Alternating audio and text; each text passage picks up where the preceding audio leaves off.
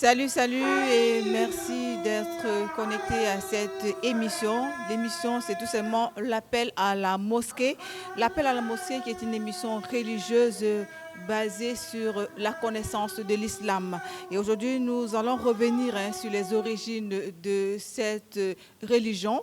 Et pour en savoir davantage, nous recevons sur ce plateau Cheikh Ousmane, qui est tout simplement imam enseignant du côté de la mosquée sunnite à la briqueterie, ici même à Yaoundé. Bonjour. Bonjour madame, Comment est-ce que vous allez? je vais très bien, merci. Vous êtes imam enseignant. Cela renvoie à quoi exactement? Cela renvoie à un cursus d'enseignement. Je suis titulaire d'une licence en langue et civilisation arabe à l'université de Ngaoundéré et présentement j'ai un mémoire en cours à master à l'école normale de Maroua. Je profite comme ça pour dire bonsoir à mon encadreur, Dr Mikaïla. Okay. Il y a combien d'imams à la mosquée? Présentement, il y a 6 imams dans cette mosquée, repartis entre l'enseignement et la direction du culte. Okay. L'enseignement et la direction du culte. Combien dans l'enseignement et combien pour la direction du culte? 3 dans l'enseignement et 3 dans la direction du culte. Okay. Et il faut suivre en fait les études pour être soit dans l'enseignement, soit la direction du culte. Oui, déjà à la base on peut faire les deux, mon professeur spécialisé. Oui. Okay. Et on se spécialise où? Il y a les écoles spécialisées pour être imam ici au Cameroun? Oui, il y a des écoles spécialisées au Cameroun.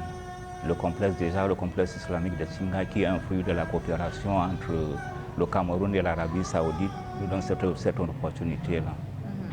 Okay. On va un peu parler de l'islam. C'est quoi l'islam exactement? L'islam est la soumission inconditionnelle à la volonté de Dieu. L'islam est cette religion-là le mot islam vient de salam, qui est un attribut de Dieu. L'islam donc est une religion de paix, une religion de cohésion sociale. Et l'islam aujourd'hui est appelé à adhérer à tout écosystème culturel, sans toutefois le fragiliser. Et son histoire, parlez-nous de l'histoire, où est-ce que l'islam a commencé, dans quel pays, et puis également son expansion. Ok, l'histoire de l'islam et de sa civilisation est très large. Je crois qu'on va juste faire un briefing. L'islam est né en Arabie Saoudite, précisément dans les années 600. La révélation a commencé entre 610 et 612 de l'ère chrétienne. Ce fut l'année où pour la première fois l'ange Gabriel est apparu au prophète Mohammed pour lui demander de lire, alors qu'il était illettré. Il appartenait à une tribu qui ne lisait pas, qui n'écrivait pas. Et son expansion, Non, l'expansion a commencé avec la révélation. La révélation, elle a duré 23 ans. 23 ans. Oui, le Coran a été révélé. La révélation, lorsque nous parlons de la révélation, nous faisons allusion au Coran. Le Coran a été révélé pendant 23 ans. Le Coran est la parole divine révélée au prophète Mohammed, que le salut et la bénédiction de Dieu soient sur lui, par le biais de l'ange Gabriel. Et ceci a duré 23 ans. Et au fur et à mesure que les versets étaient révélés, ils transmettaient à ceux qui étaient proches.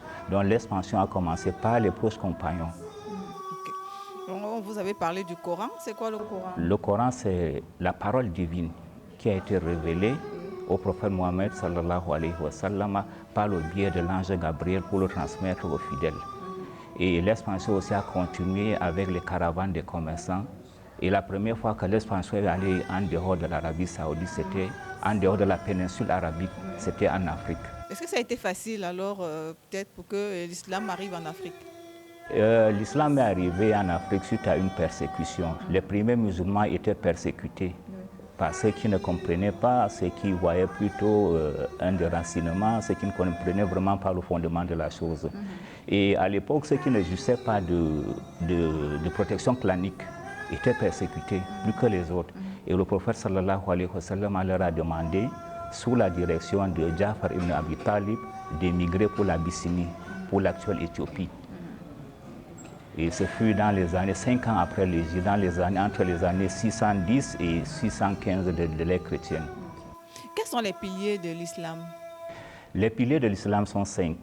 Le premier pilier de l'islam, c'est l'attestation de foi. il faut attester qu'il n'y a point de divinité digne d'adoration en dehors d'Allah. Allah, c'est le nom spécifique de Dieu, mais on peut aussi dire Dieu. Mais nous préférons Allah parce que c'est un nom spécifique, il n'a pas de masculin, il ne se met pas au pluriel. C'est différent des autres religions. L'appellation, bon, ça dépend. L'arabe est une langue sémitique. Oui. Oui, dans d'autres langues aussi, il y a des expressions qui sont très proches d'Allah. Oui. Et à côté de ça, il faut attester que Muhammad est son serviteur et son envoyé. Le deuxième pilier, c'est la prière qui devient un impératif lorsque vous avez attesté votre foi. Le troisième pilier, c'est la zakat. Le quatrième pilier, c'est le jeûne du mois de Ramadan. Et le cinquième pilier, c'est le pèlerinage. Le pèlerinage. Et comment est-ce qu'on appelle un adepte de l'islam? On l'appelle comment? Un adepte de l'islam est simplement musulman. C'est un soumis à la volonté de Dieu. Oui. Un musulman. Et quelles sont les étapes, peut-être pour une personne qui veut se convertir, qui veut être entrée dans l'islam? Il suffit juste d'attester qu'il n'y a point de divinité digne d'adoration et que Muhammad, digne d'adoration en dehors d'Allah, bien sûr, et que Muhammad sallallahu alayhi wa sallam est son serviteur et envoyé. Et ceci n'est l'apanage de personne. Tout musulman peut convertir un autre à l'islam. Ça peut être votre voisin, un imam ou tout autre enseignant. أعوذ بالله من الشيطان الرجيم بسم الله الرحمن الرحيم شرع لكم من الدين ما وصى به نوحا والذي أوحينا إليك وما وصينا به إبراهيم وموسى وعيسى قال يا قوم إني لكم نذير مبين أن اعبدوا الله واتقوه وأطيعون يغفر لكم من ذنوبكم ويؤخركم إلى أجل مسمى يغفر لكم من ذنوبكم ويؤخركم إلى أجل مسمى. Oui, c'est vrai qu'on a vu les enfants qui étaient en train de réciter. C'était quoi qu'ils étaient en train de réciter? En fait, le Coran, en plus du fait que ce soit un livre de législation, il y a une autre pratique coranique qui est la lecture orthoépique du Coran. Donc c'est un psalmodie du Coran que vous venez d'écouter là. Ok, ils étaient en train de réciter, on appelle ça quoi, la sonate? C'est un psalmodie, c'est une lecture orthoépique avec des règles bien déterminées qu'il faut respecter. Il y a des intonations, il y a des diphtongues, il y a beaucoup d'autres choses qu'il faut respecter dans cette lecture-là. Oui, quelles sont les heures de prière déjà pour un musulman? Les prières sont 5, réparties entre le jour et la nuit. Il y a 3 prières dans la nuit et 2 prières en journée. La première prière, celle de l'aube, à l'aube naissante. Oui, et la deuxième, c'est au moment où le soleil atteint le zénith. La troisième prière, c'est la prière de Asri, au moment où le soleil décline déjà. La quatrième prière, nous la vivrons bientôt, c'est au moment où le soleil est déjà couché, comme on a l'habitude de le dire. Et la cinquième prière intervient dans la nuit, une fois que les rayons solaires ont disparu.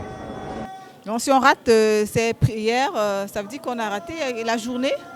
La prière est une prescription divine à un moment prédestiné. Donc il faut absolument respecter les heures de prière. Oui. Ok. Déjà, peut-être vous avez peut-être un conseil à donner peut-être à celui qui vous regarde déjà par rapport à l'islam. Je voudrais simplement dire aux gens que l'islam est une religion de paix, l'islam est une religion de cohésion sociale. L'islam, déjà, dans son essence, même porte le nom de la paix qui est un attribut de Dieu. Alors Dieu ne saurait demander aux gens de s'aimer la zizanie sur terre. Merci, merci Cheikh Ousmane d'avoir accepté notre invitation. Je vous remercie, madame.